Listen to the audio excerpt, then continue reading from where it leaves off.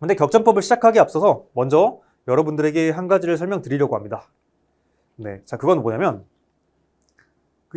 이거 굉장히 좀 많이 헷갈리시고 은근히 좀 많이 제대로 책에서도 잘 안 나오고 제대로 안 가르쳐 주더라고요. 굉장히 기본적인 건데. 그래서 가장 기본적인 건데 굉장히 많이 헷갈려 하시는 게 있습니다. 자, 뭐냐면 그 부재력이 제가 이제 부재력을 표시를 할 거예요. 막 이런 식으로 표시를 할 거거든요. 이제 여기에 적용하는 부재력은 막 이런 식으로, 여기에 적용하고 있는 부재력은 막 이런 식으로, 여기는 막 이렇게 표시를 할 거예요. 그래서 여기 막 F1, F2, 뭐 F3 이런 식으로 표시를 할 건데 지금 이 방향이 지금 어딜 기준으로 하는지를 잘 모르고 있어요.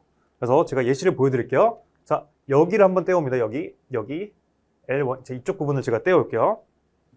그러면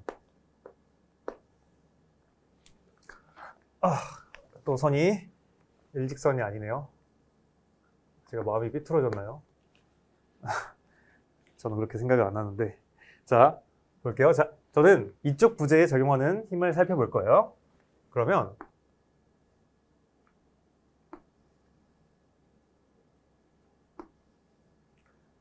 이거를 제가 절점과 그리고 가운데 있는 부재로 나누어서 볼 겁니다.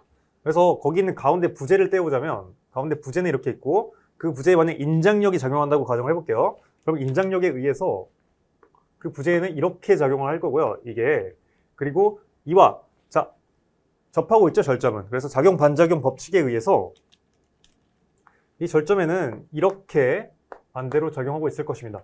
그러면 이거죠. 문제는 이거죠. 자, 제가 지금 여기 문제상에서 그림상에서 이렇게 표시를 했는데 그렇다면 이 힘은 지금 이렇게 부재를 기준으로 표시를 한 건지 부재에 작용하는 이 방향으로 표시를 한 건지 혹은 작용 반작용에 의해서 절점에 작용하는 힘의 방향으로 표시를 한 건지 그걸 여러분들이 구분을 못하고 있단 말이에요. 심지어 막 재수, 삼수, 심지어 합격하신 분들도 이거 제대로 지금 모르고 그냥 사용하시는 분들 굉장히 많아요. 그래서 이걸 제가 명확히 먼저 여기서 언급을 하고 넘어가려는 겁니다.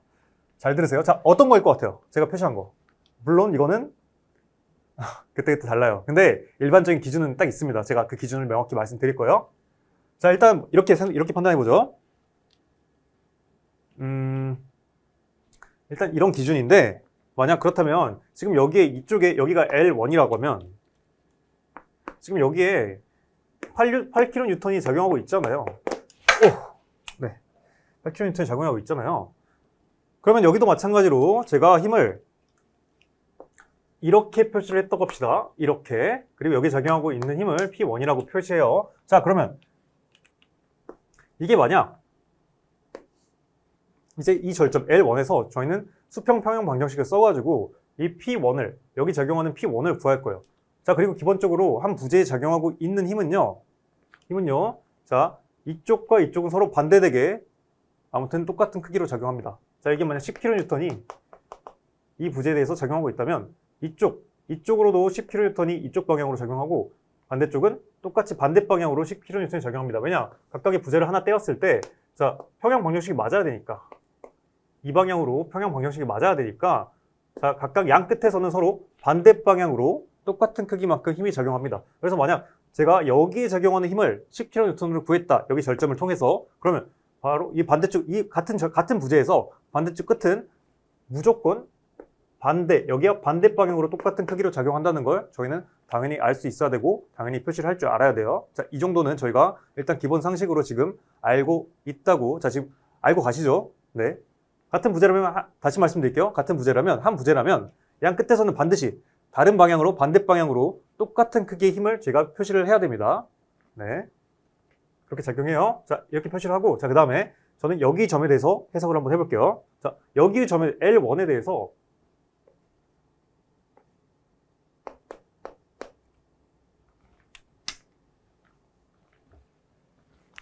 자, L1에 대해서 수직 방향의 힘의 합은 0이라고 해봅시다. 그러면 L1은 8kN이 될까요? 자, 일단 첫 번째 케이스가 있어요. 자, 1번. 지금 제가 부재를 기준으로 힘을 표시했다고 할게요. 이 노란색 방향이.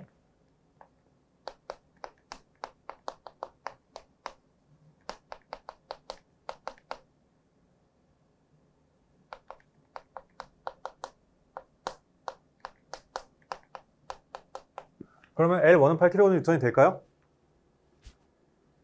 안 된다는 겁니다. 이게 여러분들 굉장히 헷갈리고 있어요. 네. 자, 왜냐, 이게 만약 부재를 기준으로 한 거다.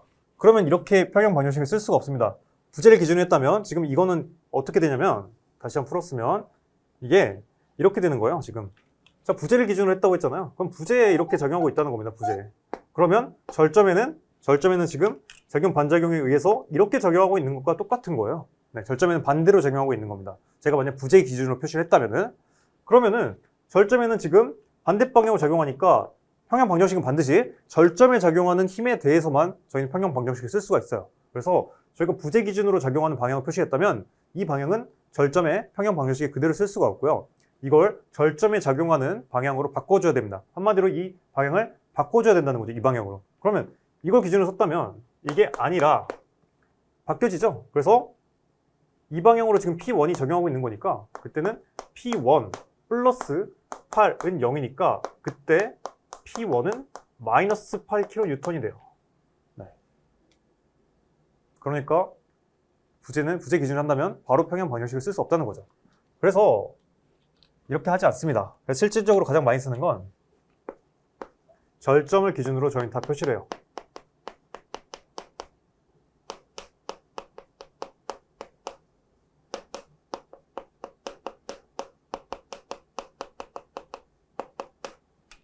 그래서 다시 돌아와서 자, 이렇게 쓰면 날아가나요? 여러분들? 자, 그럼 여기다 다시 한번 써줄게요. 자, 그래서 아까 이거였죠? 네.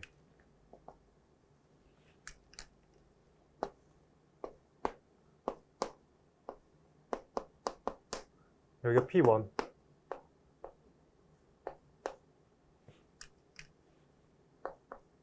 네. 이게 만약 부재 기준으로 제가 표시한 거면 이렇게 된다는 겁니다. 그 다음에 똑같이 절점 기준으로, 만약 절점 기준으로 표시를 한다면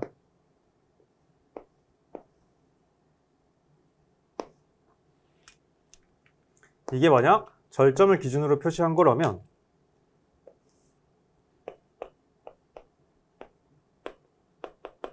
그러면 그때 저희는 바로 평형 방정식을 쓰면 돼요. 이게 뭐냐면 그러니까 여러분들 이겁니다. 이게 다시 한번 풀어쓰자면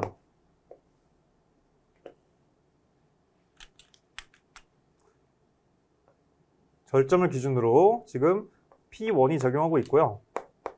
그 다음에 부재에는 지금 작용 반작용에 의해서 P1이 작용하고 있는 겁니다. 지금 이게 만약 절점 기준이라면 네. 그래서 부재에는 반대 방향으로 작용하고 있는 거죠.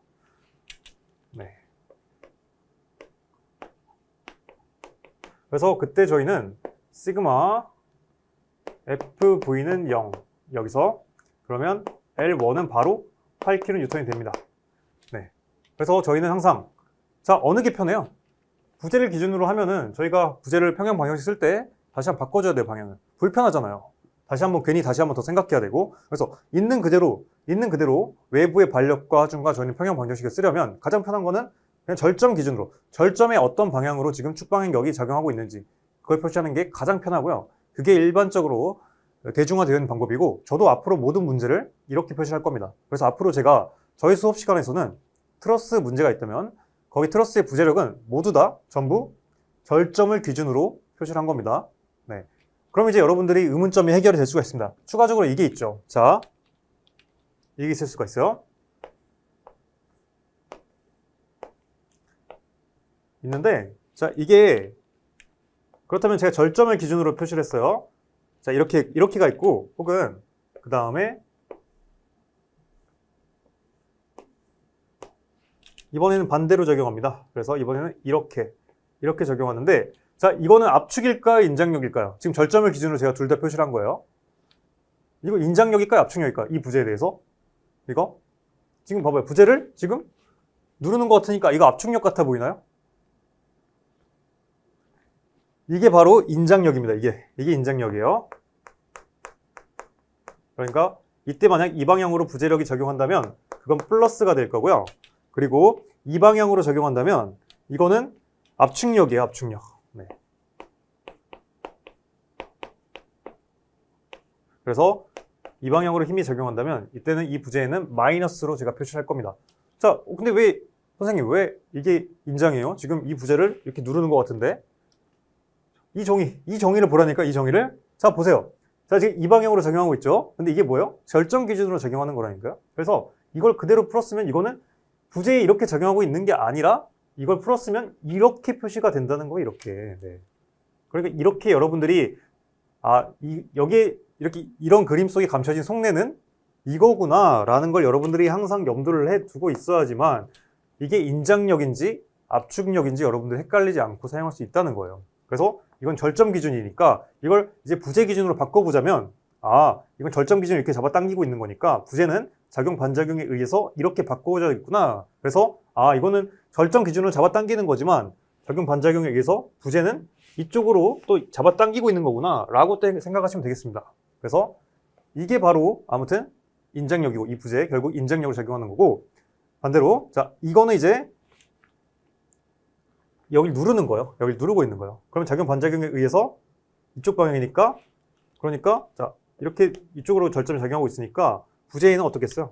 부재에는 작용 반작용에 의해서 이 방향으로 서로 누르고 있다는 거죠. 압축력이라는 거예요. 네. 그래서 이게 압축력입니다. 네. 이거 명심해 두세요. 지금부터 제가 풀어 드릴 건데 부재력을 나타낼 건데 계속 그때 지금 이 개념을 모르고 있으면 여러분들 그냥 처음부터 아예 그냥 이해도 못 하고 있는 거예요. 네. 이해도 못 하고 있는 겁니다. 반드시 이해하고 있어야 돼요. 자, 두 가지 기억하세요. 자, 앞으로 제가 표시할 힘은 부재력 기준이 아니라 부재의 기준이 아니라 절점. 이 부재가 양쪽에 만나고 있는 그 절점을 기준으로 표시를 한 거다. 두 번째, 이게 인장. 왜냐? 절점을 지금 잡아당기고 있어요. 절점 기준으로 보세요. 절점 기준으로. 절점을 잡아당기고 있는 거니까 작용 반작용에 의해서 당연히 그 부재도 반대로 잡아당기고 있는 거구나 라고 생각하세요. 그래서 이건 반드시 절점의 기준에서 보세요. 부재 기준이 아니라. 그래서 절점을 잡아당기고 있는 거네.